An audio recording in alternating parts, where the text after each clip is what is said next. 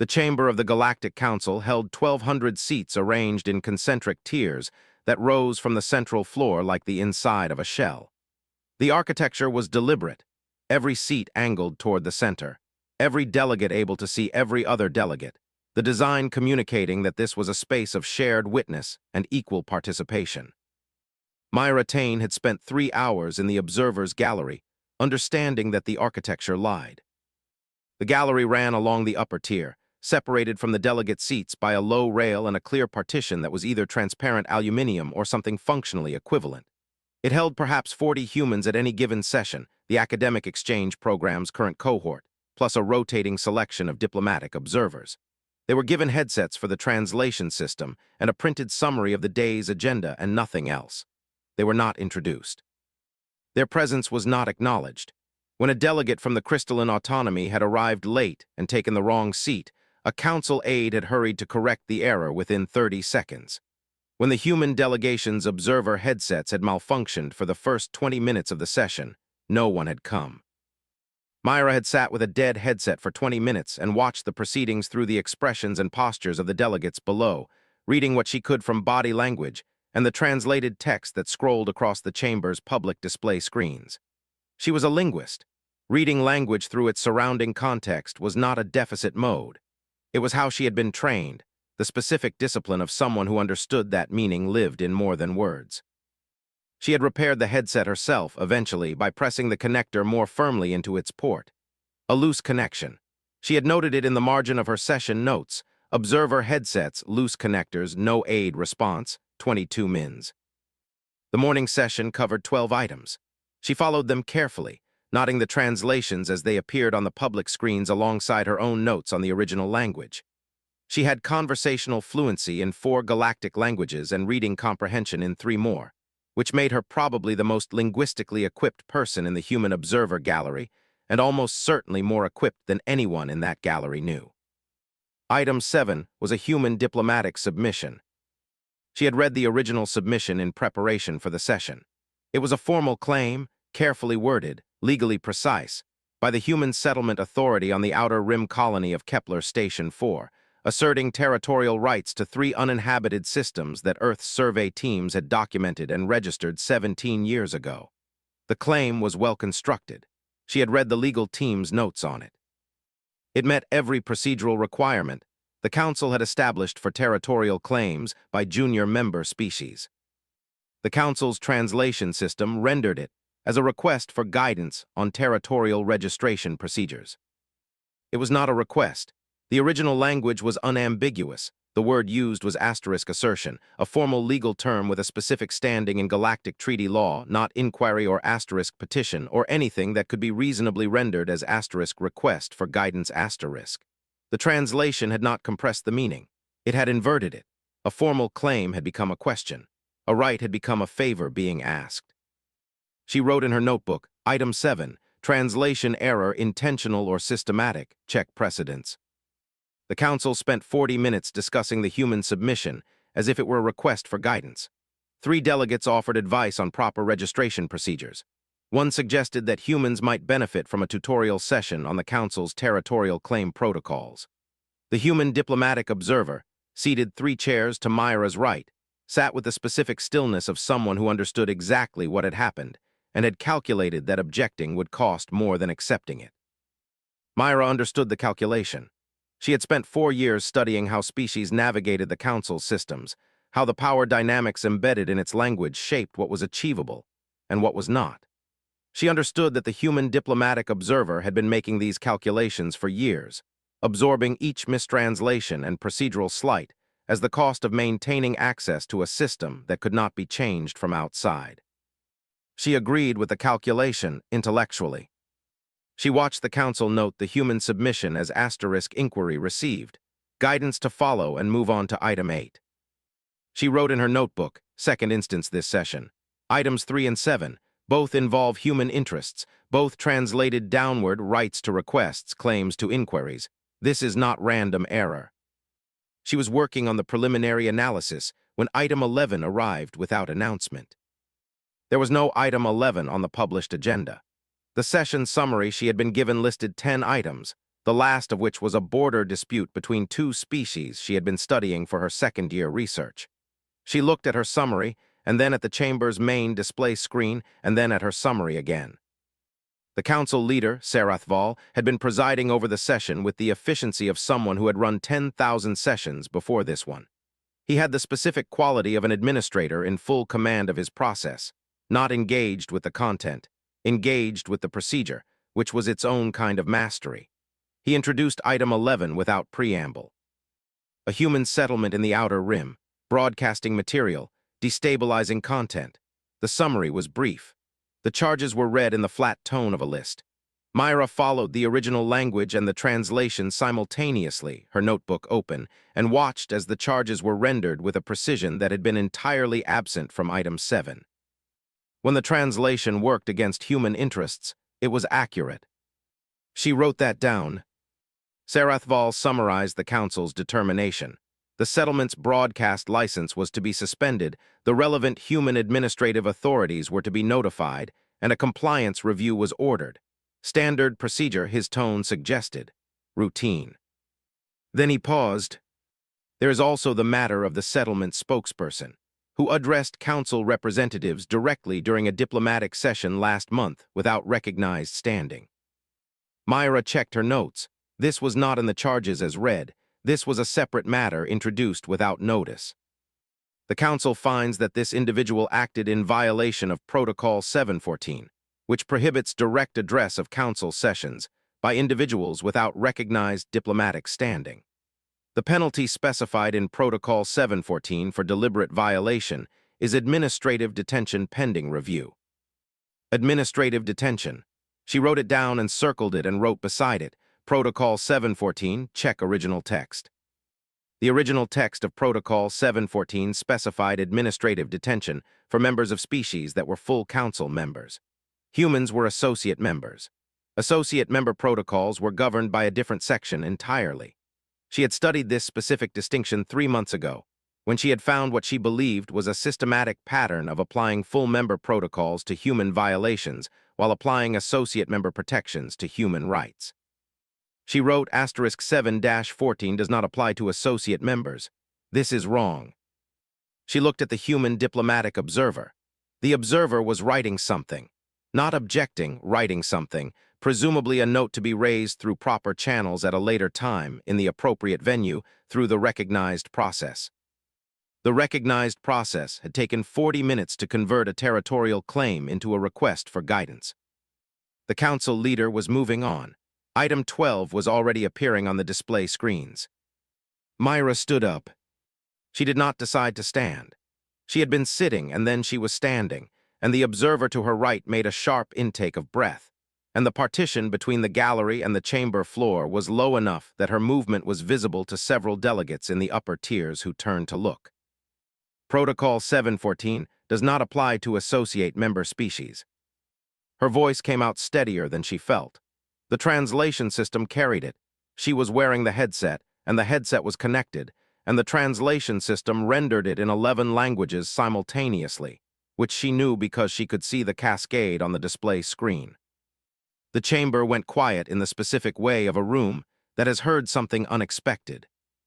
Sarathval looked at her, not with anger, with the flat assessment of someone encountering an anomaly and categorizing it. The observer gallery is not a recognized speaking position, he said. You do not have standing to address this chamber. I am addressing a procedural error, Myra said. Protocol 714, paragraph 3 specifies that it applies to full council member species. Earth is an associate member. The correct protocol for associate members is Section 12, paragraph 8, which specifies a warning and a formal notation, not detention. This is in the council's own charter. I have read it. She had read it twice. In 2 languages, she had notes. The silence in the chamber was different now. Several delegates were consulting their own displays. A few were looking at each other with the specific expression of people checking whether anyone else had known this. Sarathval's expression did not change. Security. You do not have the authority to silence this, she said. The guards were already moving. She raised her voice slightly, not in panic, in the specific way of someone who knows they have a limited amount of time and is choosing to use it precisely. You are applying a protocol to humans that does not apply to humans. That is in your own document. You can read it right now on your screens. This is not an opinion. This is a factual error in a proceeding of record. The guards reached her. She did not resist. There was no point in resisting. She held her notebook against her chest with both hands as they moved her toward the gallery exit, and she was aware of the chamber watching, of the hundreds of faces turned toward the spectacle of one human woman being removed from an observer gallery for citing a paragraph number. At the door, because she was a linguist, and she understood that what she said now would be what was remembered, she said the thing that was true. You have never understood what humans are. You have only understood what we agreed to let you see. The door closed behind her. She was held for 6 hours before the council made its determination. The diplomatic observer requested emergency consular access twice. Both requests were denied under protocol provisions that, Myra had time to note in the margins of her notebook, also did not apply to associate members. She wrote that down. She wrote down everything she could think of: the items from the session, the translation discrepancies, the protocol misapplications, the specific language of the determination she had seen forming on Sarathval's face when she stood up. The determination came at 1900 station time. Deliberate disruption of council proceedings, violation of observer gallery protocols, interference with council administrative functions. The penalty was not administrative detention. The penalty was death. She was 23 years old, and she had 3 notebooks and a research fellowship, and a younger brother named Dav who was studying engineering on Earth, and who she had called 2 weeks ago to argue about which of their parents' recipes for lamb stew was the correct one. She thought about Dav when they came for her. She thought about the notebooks. She thought about the translation archives she had been planning to study in her second year. The ones she believed contained the evidence that would make everything she had found in the first year undeniable.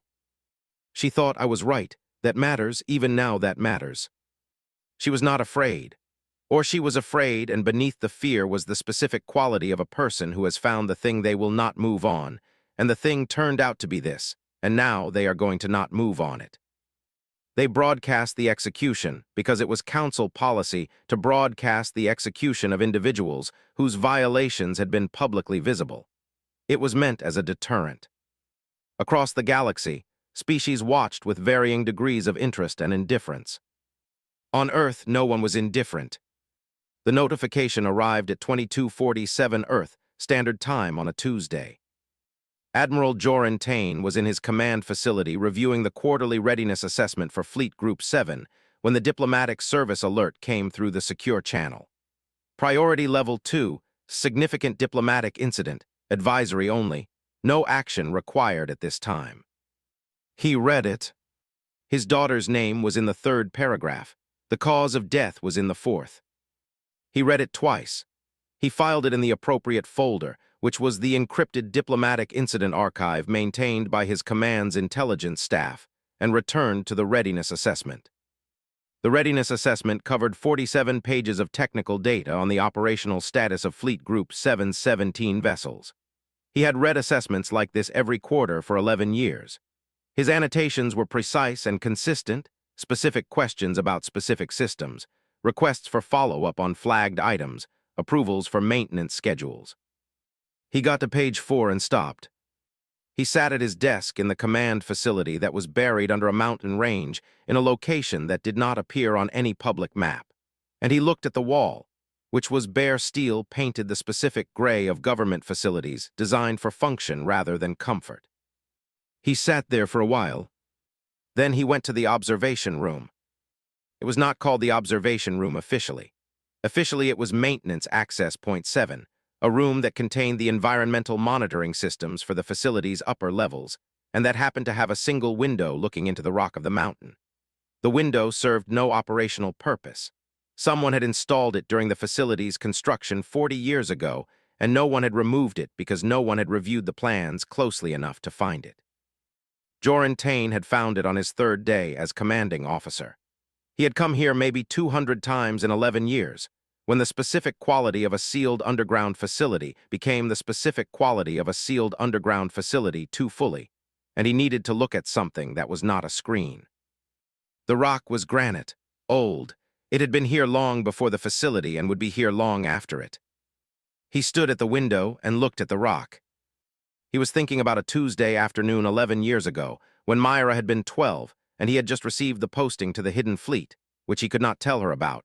And she had asked him what he was going to do, and he had said important work. And she had looked at him with the specific expression of a 12-year-old who understood that the answer was true and not complete, and was going to accept it anyway. She had always been good at accepting incomplete answers. She had always understood that some things were held in trust until they could be said. He had been holding this posting in trust for 11 years. She had been holding whatever she knew about what he did in trust for 11 years. They had talked around it carefully and precisely, the way two people who understood language used it to navigate things that could not be said directly. She had found a different way. She had stood up in a chamber and said the thing directly. He looked at the rock for a long time.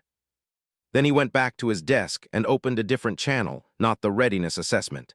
The passenger manifest for the academic exchange program. Her file. The inventory of her room at the exchange facility, filed by the diplomatic service as part of the incident record. 3 notebooks, described as *research materials, preliminary nature, subject, translation methodology and historical council records. He sent a request to the diplomatic service. Please secure and transfer to my office the research materials belonging to Myra Taine, deceased, Academic Exchange Program, Cohort 14. Priority, immediate. He returned to the readiness assessment.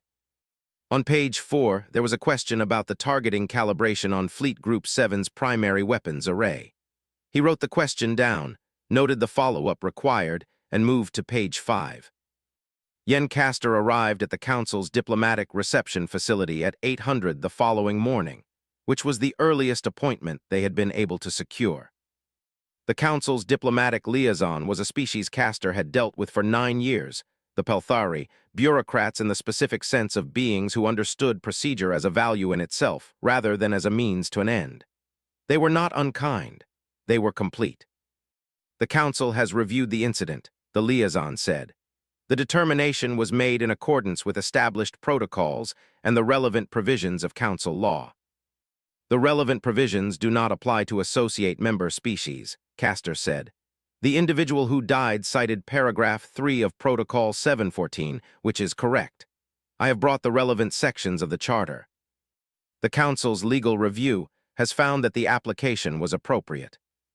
I would like to see that legal review. It is an internal document. Castor had expected this. They had brought 3 levels of diplomatic response, escalating, with the expectation that the first 2 would fail, and the third would create enough formal record to have strategic value later.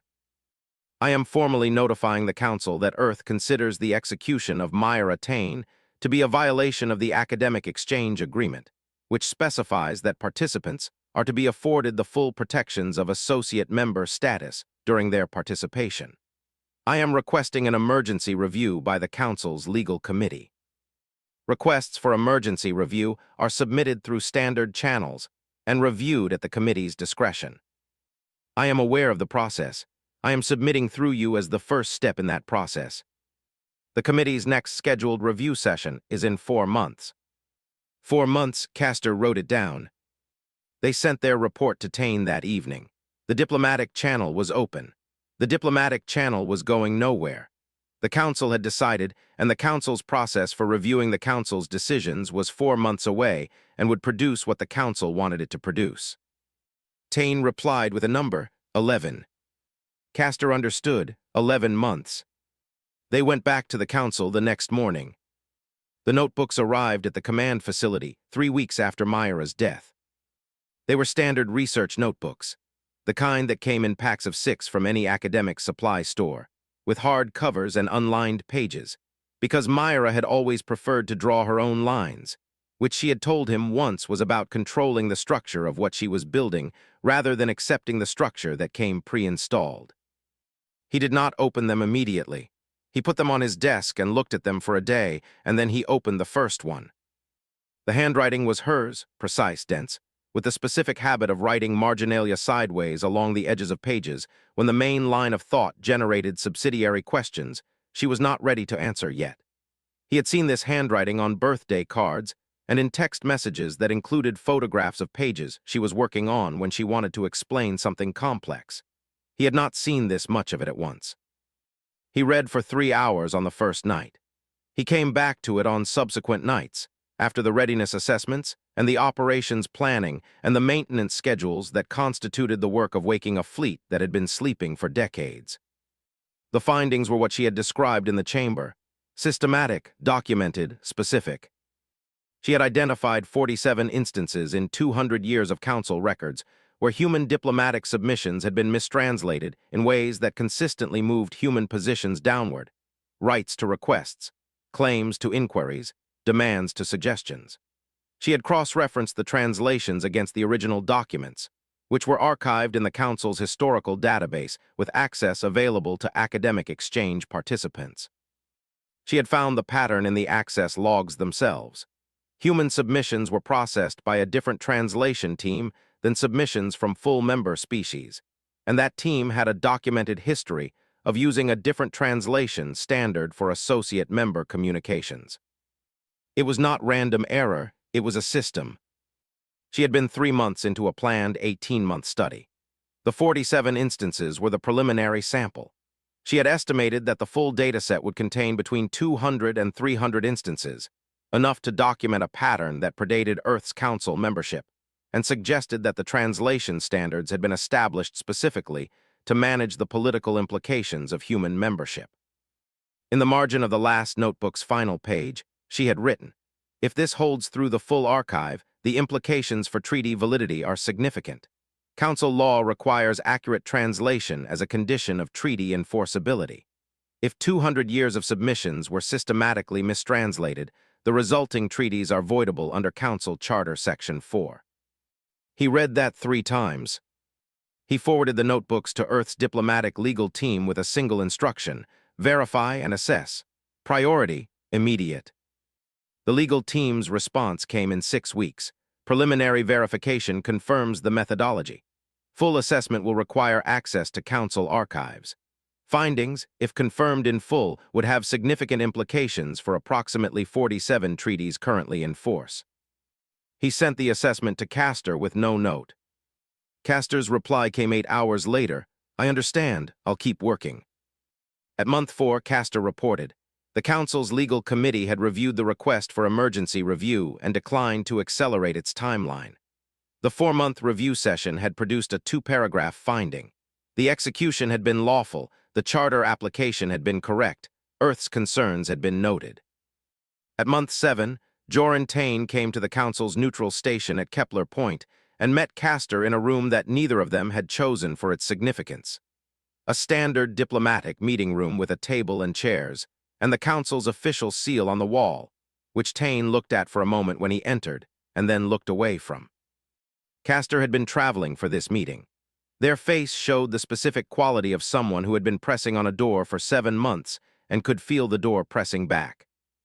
The committee's response to the formal complaint under the Academic Exchange Agreement, Castor said, setting a document on the table, is that the agreement does not supersede Council law and that the provisions cited are inapplicable. They have offered a written acknowledgement that the incident was regrettable. Regrettable, Tain said. That is the word they used. He looked at the document. It was 3 paragraphs. One of them contained the word regrettable. Yen he said, is there another argument you haven't made? Castor was quiet for a moment. There are arguments I haven't made because they require access I don't have yet. The translation findings, if the full dataset confirms what Myra found. The legal team says the full dataset requires archive access, which requires Council approval. Castor looked at him, which I have been requesting since month 2. A pause, they have not denied it, they have also not granted it. They are waiting for the problem to go away. Yes. He sat with that. The room was quiet. Outside the room, Kepler Point Station continued its ordinary function, a transit hub, a diplomatic waypoint, a place where species from across the galaxy stopped briefly on their way to somewhere else. I know what you're preparing, Castor said, not as an accusation, as a statement of fact offered carefully. He looked at them. I have worked with Earth's diplomatic service for 12 years, Castor said. I know what the silence means. I know what the fleet readiness schedules mean when they go dark. A pause. I'm not asking you to stop. I'm telling you that I believe there was another path, that I am not certain it was fully exhausted. I know, he said. I believe you. I don't think you're wrong. He looked at the document on the table, the 3 paragraphs, the word asterisk, regrettable asterisk. 7 more weeks. Castor looked at him for a long moment. She was very precise, Castor said. In the chamber. I've watched the recording many times. The paragraph number, the specific language, the legal implication. She had been building toward that for months. She had, he said. I'm going to make sure the archive access request stays active, Castor said. Whatever happens, I want the notebooks in the record. He said, thank you. They returned to their respective work.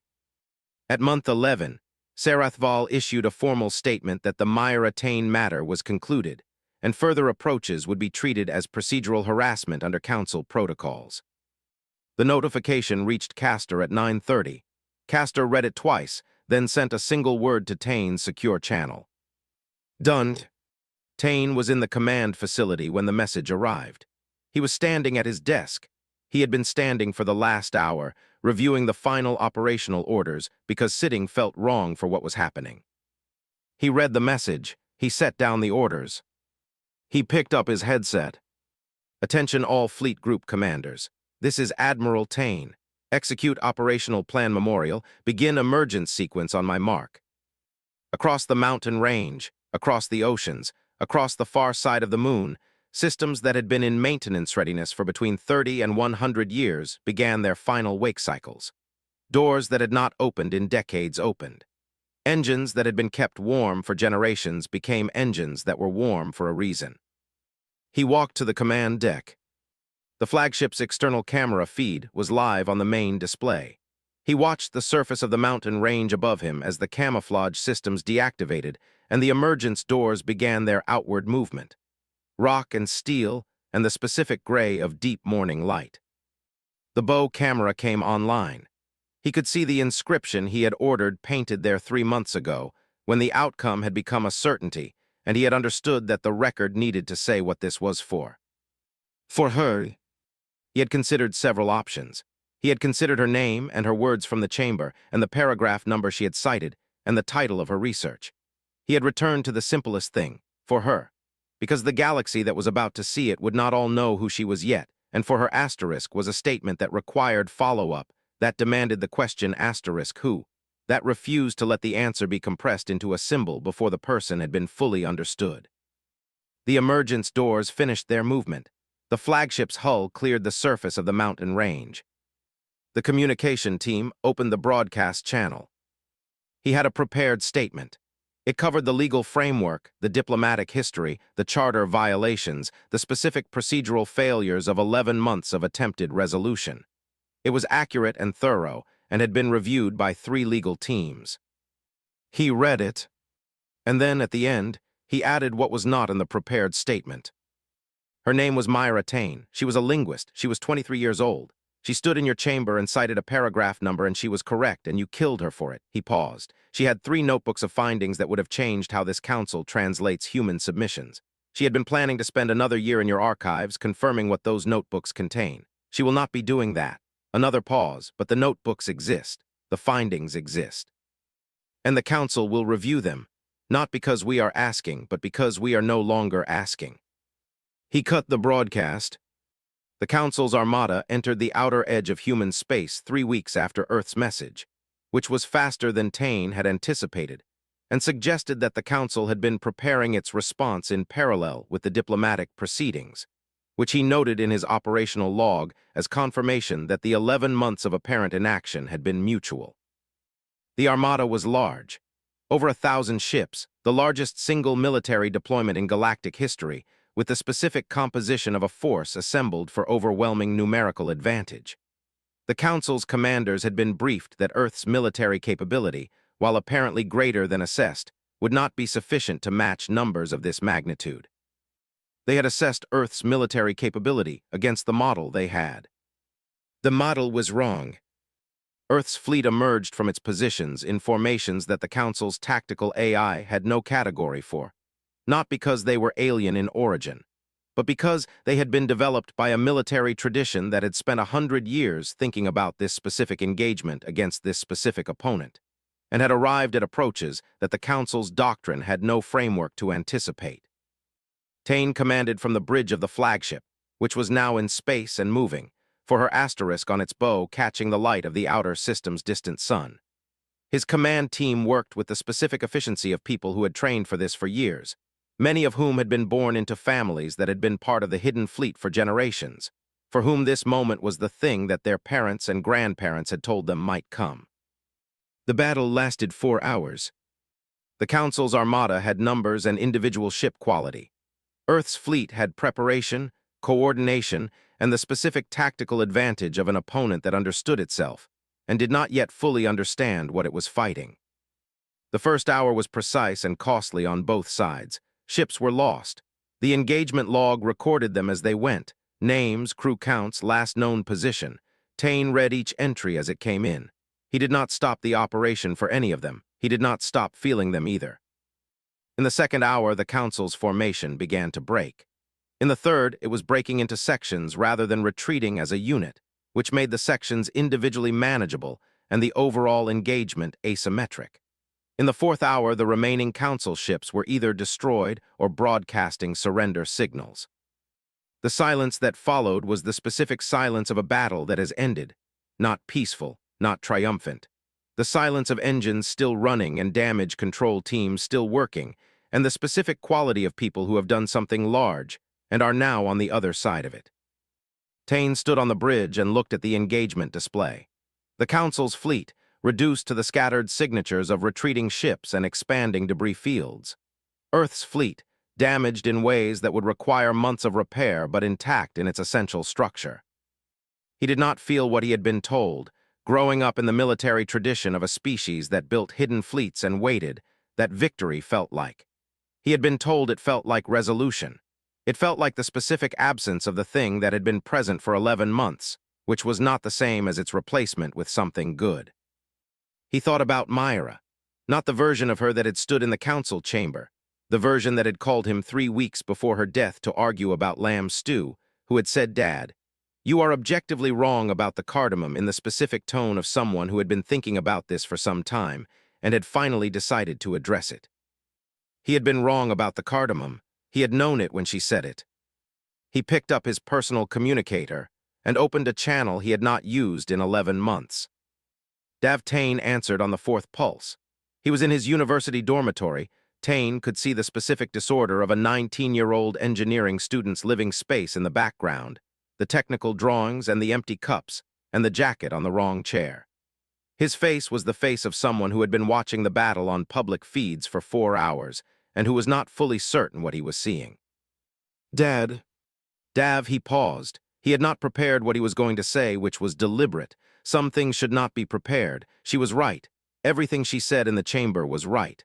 The paragraph number, the protocol citation, the translation findings, all of it. The galaxy heard it.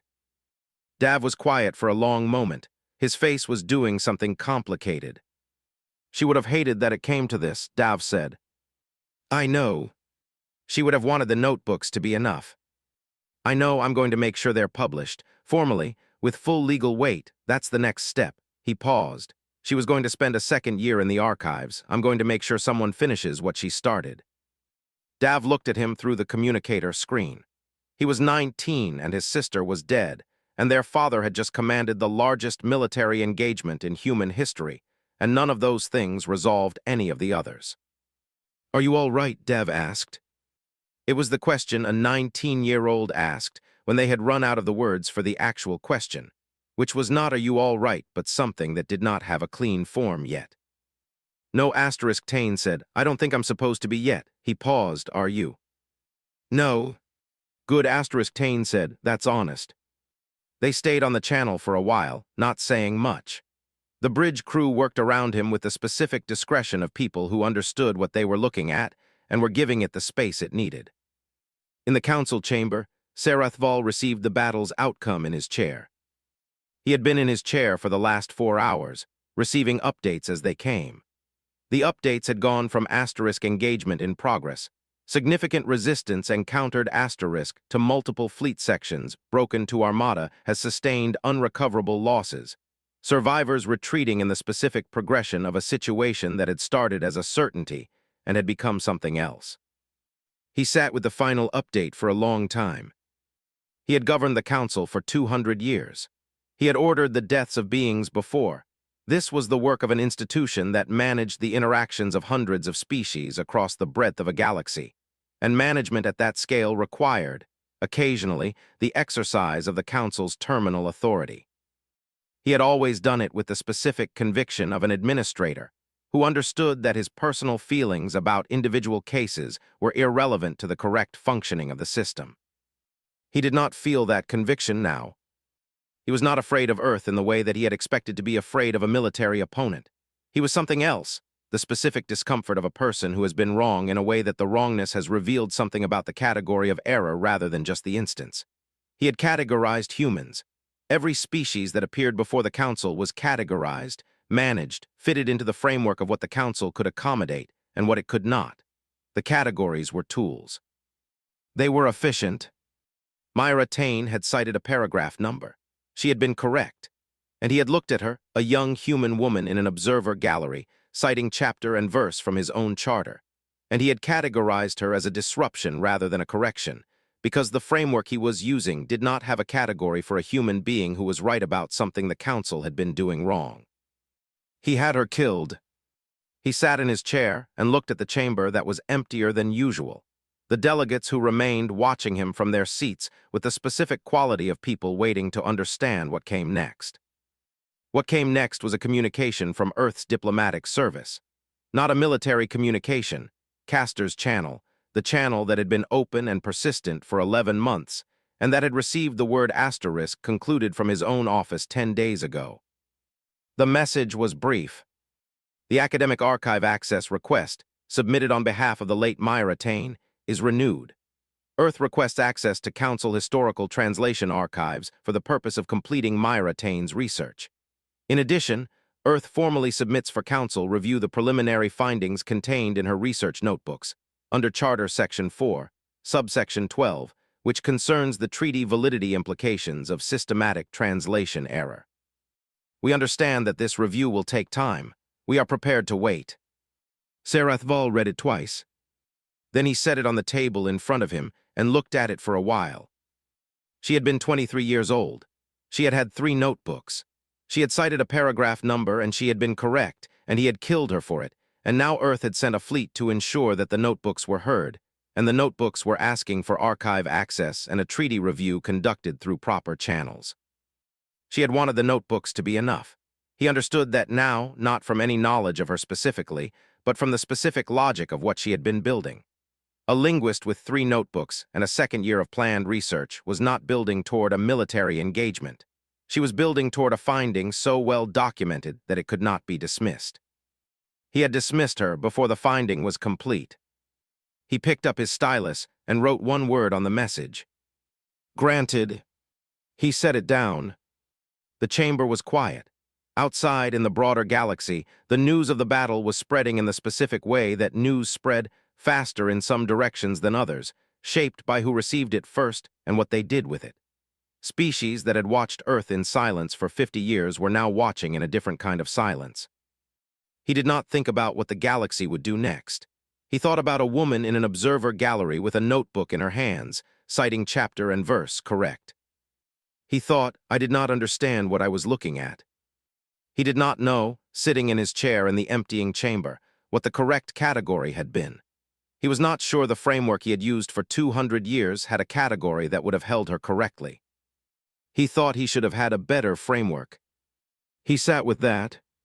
3 months later, a research team from Earth's Diplomatic Legal Division sat in the Council's Historical Translation Archive for the first time in human history.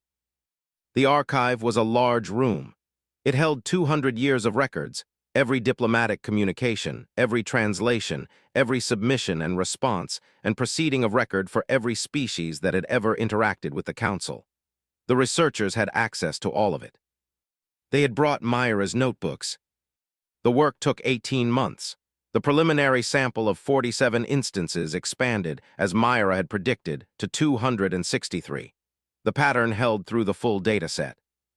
The systematic mistranslation of human diplomatic submissions, consistently and specifically downward, was documented in full and confirmed by 3 independent analytical teams, including 2 from non-human species who had no stake in the outcome, and were invited specifically to ensure the finding could not be dismissed as self-interested.